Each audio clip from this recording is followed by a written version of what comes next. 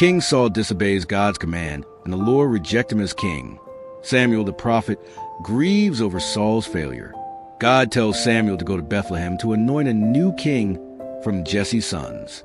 The elders of Bethlehem tremble when they see Samuel, fearing judgment. Samuel assures them he has come in peace, to offer sacrifice.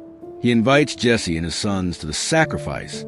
Jesse presents his older sons one by one before Samuel.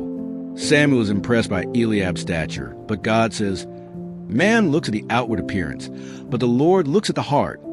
None of the older sons are chosen. Samuel asks if there is another son. Jesse reluctantly mentions David, the youngest, tending sheep. David arrives ruddy and handsome with a glowing face. God says, "Rise and anoint him. This is the one." Samuel pours oil on David's head in the presence of his brothers. The Spirit of the Lord comes powerfully upon David from that day forward. David's brothers watch in silence, not understanding God's choice. David returns to tending sheep in the hills of Bethlehem. He sings songs of worship, plays his harp, and writes psalms. He bravely fights off lions and bears that threaten his flock. David brought his harp and stood humbly before Saul. As David played, peace returned to Saul's heart. Saul grew fond of David and kept him in his service. The Philistines gathered their army on one hill, while Israel camped on another. Saul stood before the army but was deeply afraid.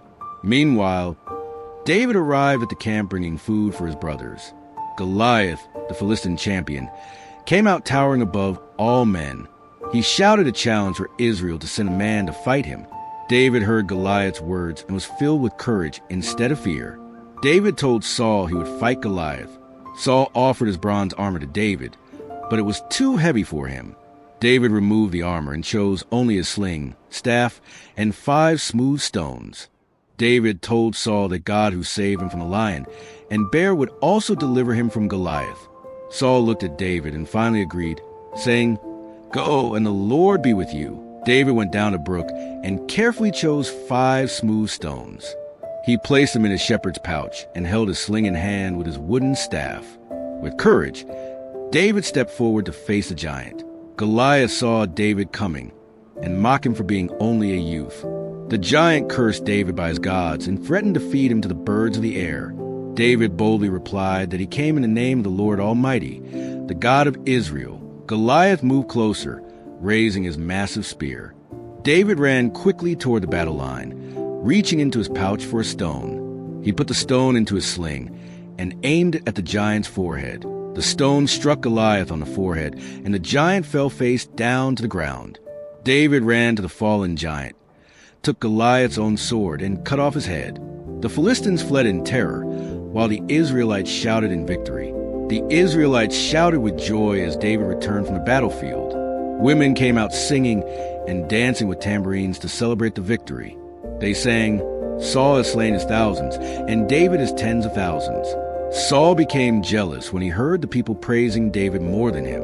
Anger filled Saul's heart, and he looked at David with suspicion. From that day on, Saul kept a watchful eye on David. Jonathan, the son of Saul, loved David as his own soul. Jonathan gave David his robe, armor, sword, and bow as a sign of friendship. Their covenant was a bond of loyalty that would last forever. David continued to fight bravely in battles, and the Lord gave him success. All of Israel respected David for his courage and faith. But Saul's jealousy grew stronger, and he plotted against David. Even as Saul tried to harm him, God's hand was with David. David trusted in the Lord, knowing that the true battle belonged to God. His story became a testimony of faith, courage, and the victory of God's people.